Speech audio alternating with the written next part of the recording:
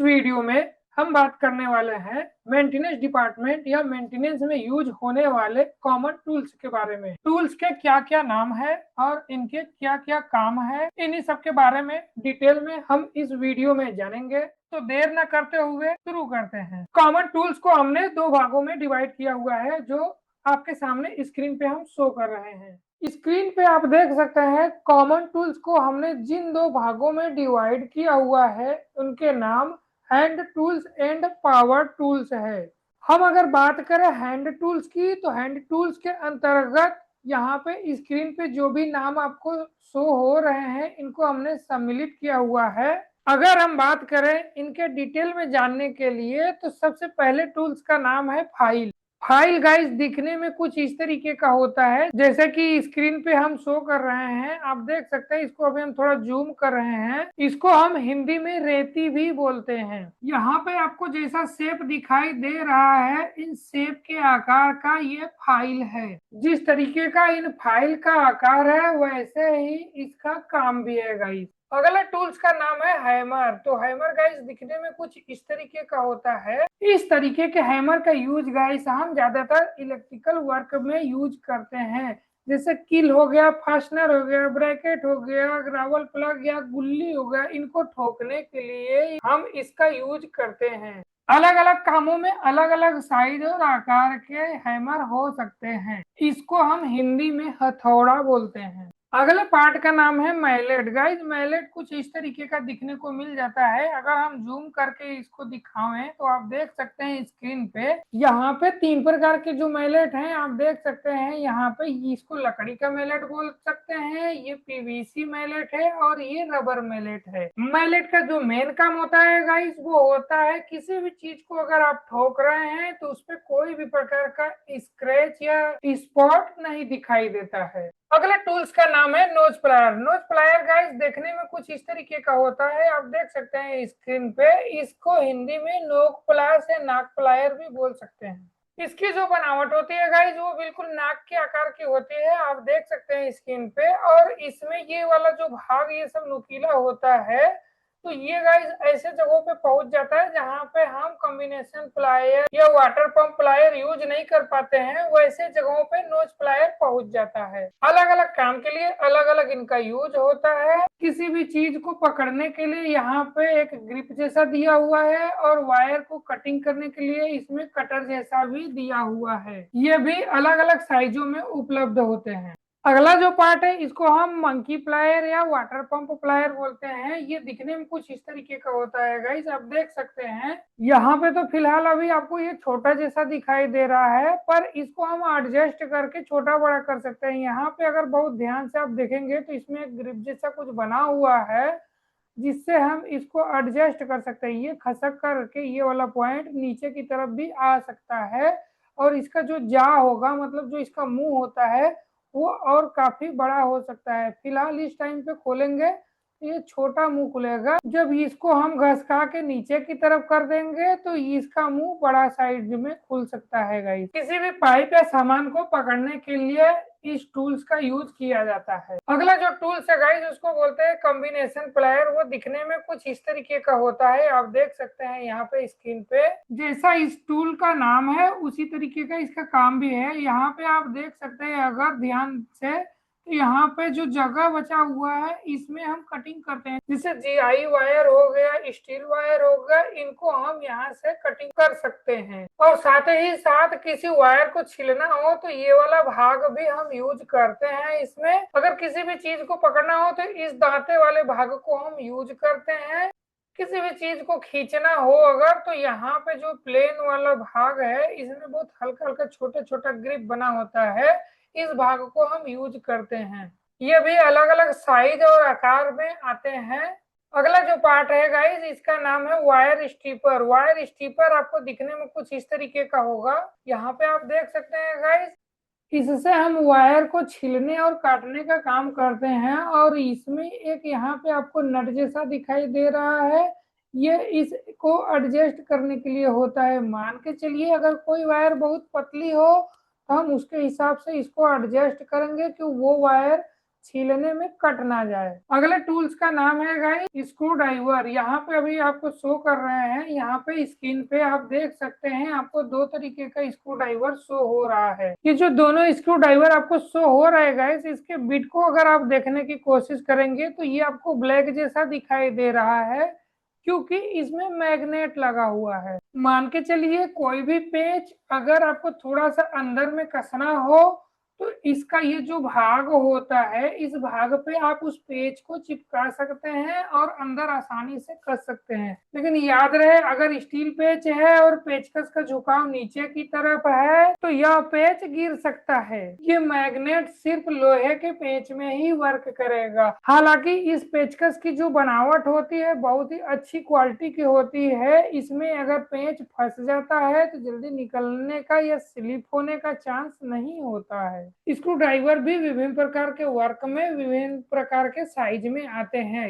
यहाँ पे अगर आप देख सकते हैं गाइस तो ये प्लस टाइप का है, जबकि ये ऊपर वाला जो स्क्रू ड्राइवर है ये बिल्कुल माइनस वाला है। इसका जो दूसरा सिरा है ये भी माइनस की तरह है। कुछ और भी आते हैं जो स्टार की तरह बने होते हैं। अगला जो पार्ट है इसको मल्टी स्क्रू ड्राइवर बोलते हैं। मल्टी स्क्रू ड्राइवर दिखने में कुछ इस तरीके का होता है। ज्यादातर करके ये बाइक या इलेक्ट्रिक पार्ट्स को खोलने के लिए ये यूज होता है। अगर हम थोड़ा सा आपको जूम करके दिखाएं गाइस तो आप देख सकते हैं इसका जो बनावट होता है कुछ इस तरीके का होता है। यहाँ पे इन सभी का आप हेड देख सकते हैं, इसका किस तरीके का बनावट है गाइस। जैसा आप यहाँ पे देख सकते हैं ये वाला हिस्से को आप देख लीजिए, यहाँ पे जिस तरीके का बनावट है या फिर यहाँ पे जिस तरीके का बनावट है उस तरीके का स्क्रू ड्राइवर यहाँ पे लगा हुआ है। बस फर्क यही है कि ये थोड़ा बड़ा है और इधर का ये थोड़ा छोटा है। अगले पार्ट की हम अगर बात करें तो एलंकी बोलते हैं। एलंकी गाइस दिखने में कुछ इस तरीके का होता है, आप देख सकते हैं। एलंकी टूल का यूज हम किसी भी मशीनों में लगे हुए एलंकी बोल्ट को खोलने के लिए करते हैं। जैसे ब्लेड हो गया, ब्लेड मतलब पंखा, पुल्ली हो गई, एयर कंडीशनर के वाल्व हो गए, ऐसे ही जगहों पे यूज किया जाता है। इनकी अलग अलग साइज आती है, साइज के हिसाब से ही इनका अलग अलग जगहों पे यूज होता है। ये अभी आपको एल जैसा दिखने को मिल रहा है, ये कई जगहों पे टी की तरह बना होता है जिसमें ये वाला भाग से हम खोलने के लिए यूज करते हैं। अगले टूल्स का नाम है नाइफ, जिसको हम चाकू भी बोलते हैं। ये गाइस दिखने में कुछ इस तरीके का है, यहाँ पे हम स्क्रीन पे शो किए हुए हैं। इसका यूज हम किसी सॉफ्ट चीज को छीलने या काटने के लिए करते हैं। अगला टूल्स का नाम है गाइस मेजरिंग टेप। ये दिखने में कुछ इस तरीके का होता है, ये अलग अलग साइजों में आता है। जैसे यहाँ पे स्क्रीन पे आप देख सकते हैं ये 5 मीटर में है, तो ये गाइस 3 मीटर में भी आते हैं। अगर हमें बहुत बड़े मेजरिंग टेप की जरूरत होगी तो इसमें ये जो आपको कड़ापन मिलेगा वो बड़े वाले मेजरिंग टेप में नहीं मिलेगा, वो रेक्सीन या कपड़े पे प्रिंटेड मेजरिंग टेप मिलेगा। इस टूल का यूज हम किसी भी पार्ट या जगह या सामान की लंबाई, चौड़ाई, ऊंचाई निकालने के लिए या नोट करने के लिए करते हैं। अगला जो टूल्स है गाइज वो है स्पिरिट लेवल। आप देख सकते हैं यहाँ पे स्पिरिट लेवल गाइज दिखने में आपको कुछ इस तरीके का दिखाई दे रहा है। अगर आप बहुत ध्यान से देखेंगे तो आपको इसके अंदर कुछ बुलबुला जैसा दिखाई दे रहा है, जैसे कि अभी हम आपको दिखा रहे हैं। यहाँ पे अगर देखेंगे तो आपको बुलबुला जैसा दिखाई दे रहा होगा। किसी भी सामान को अगर हम लगा रहे हैं उसमें हमें कितना झुकाव रखना है, कितना प्लेन रखना है, क्या ढाल रहेगा, इन सभी की अगर हमें अच्छी तरह से जांच करनी हो तो ऐसे जगहों पे ही इस स्पिरिट लेवल की यूज हमें करनी होती है।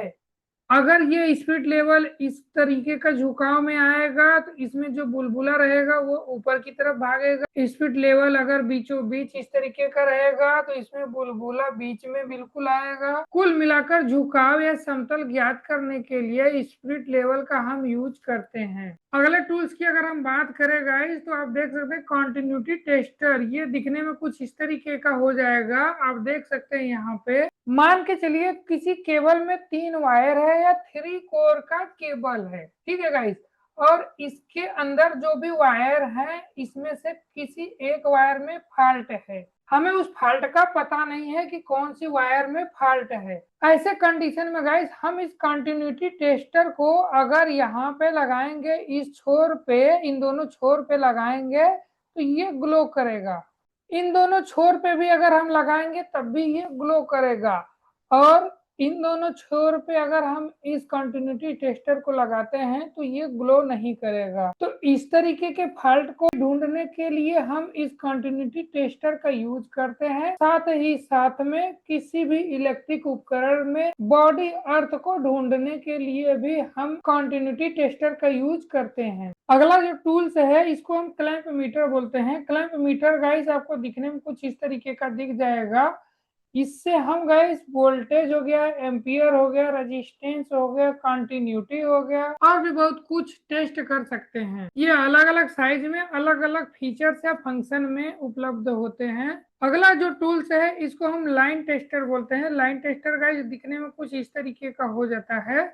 आप देख सकते हैं यहाँ पे इस वाले भाग को हम बोर्ड के अंदर इंसर्ट करते हैं, जबकि इस वाले भाग पे हम एक उंगली लगा करके रखते हैं। और जब इसके अंदर एक लाइट लगी होती है, अगर ये लाइट ग्लो होती है तो हम ये समझ लेते हैं कि इसमें फेज सप्लाई आ रही है। इसका यूज हम फेज को चेक करने के लिए करते हैं। साथ ही साथ गाइस आप देख सकते हैं यहाँ पे पेचकस जैसी बनावट है, तो छोटे मोटे पेज को खोलने या कसने के लिए भी हम इसका यूज कर सकते हैं। अगला जो टूल्स है गाइस इसको हम गोटी रेंच बोलते हैं। आप देख सकते हैं यहाँ पे अलग अलग साइजों के यहाँ पे गोटी रेंच है। इनको अगर हम लगाने की बात करें कि ये लगेंगे कहाँ पे, तो गाइस यहाँ पे ये जो हैंडल है इसी हैंडल में हम इसको लगाएंगे। ओपन रिंच या रिंग स्पैनर जो होता है गाइस, आपको अगर हम दिखा दें तो ये इस तरीके का ओपन रिंच होता है और रिंग स्पैनर कुछ इस तरीके का गोल जैसा भी होता है। तो इससे खोलने में काफी समय लग जाता है, जबकि हम अगर इस हैंडल और गोटी से खोलते हैं किसी भी चीज को या कसते हैं तो समय हमें बहुत कम लगता है। अगले टूल्स की अगर हम बात करें तो जूनियर हेक्सा गाइस, ये टूल्स जो है हम कई जगहों पे यूज कर सकते हैं। जैसे कोई कंजेस्टेड एरिया है जहाँ पे हम बड़े हेक्सा का यूज नहीं कर सकते हैं, उन जगह पे हम छोटे हेक्सा ब्लेड का यूज कर सकते हैं। एयर कंडीशनिंग लाइन में गाइस जो कंडेंसर या फ्रिज के पीछे लगे हुए जाली होते हैं उनको भी हम इस हेक्सा से आसानी से काट सकते हैं। छोटे मोटे जगहों पे इसको हम आसानी से यूज कर सकते हैं। अगला जो टूल्स है गाइज वो है एडजस्टेबल रेंज, जो दिखने में कुछ इस तरीके का होता है। जहाँ पे गाइज हमें साइज का रेंज नहीं मिलता है वैसे जगहों पे अक्सर करके ये टूल्स हमारा बहुत काम का चीज होता है।